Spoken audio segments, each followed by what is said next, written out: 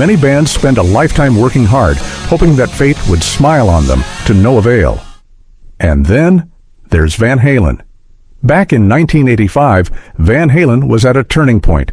By that time, the Californian outfit had already become one of the hottest outfits in the U.S. rock scene and still had plenty of gas in the tank, but David Lee Roth's abrupt departure had made Van Halen's future less certain.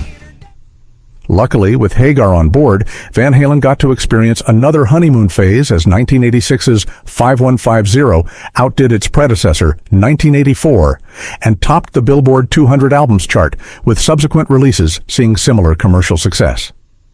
For all its glory, the Sammy Hagar era, lovingly nicknamed Van Hagar by the fans, came as pure coincidence, as the Red Rocker explained in an old interview with AXS TV recently published on the channel's YouTube page. In fact, Hagar said that it was his Ferrari that got him in the band. Looking back now, it's so funny how things happen. So I buy this Ferrari 512, my first really big-time Ferrari. I buy from this guy in LA who could get one, because you couldn't get one. So I found this guy and I bought it. So when I went on tour, I gave it to him for the first tune-up. And I guess while I was gone, Van Halen had broke up with Roth, and Eddie was kind of down and out.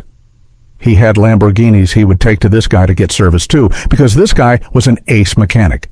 And Eddie's looking at my car and he's going, "Wow, whose is that? It's a nice car, that for sale?" He goes, "No, that's Sammy Hagar's car." And Eddie goes, "Oh," because I had met Eddie a couple times. He was a fan of Montrose, my first band. And Claudio goes, "You should get him into your band. He's a good guy." Eddie goes, "You got his phone number?" Gives him my phone number. He goes to the guy's office and calls me. Now I joined Van Halen. We sell 42 million records. We had 5 #1 albums and toured the world as one of the biggest bands in the world. That is pure coincidence," Hagar added. "And I was ready to retire. I was leaving after that tour. I just made a whole bunch of money, and I didn't know what I was going to do. But I said, I'm tired of working this hard. You know, since I was 24 years old, I worked every day of my life. I was either writing songs in the studio or recording songs or going on tour. That was it."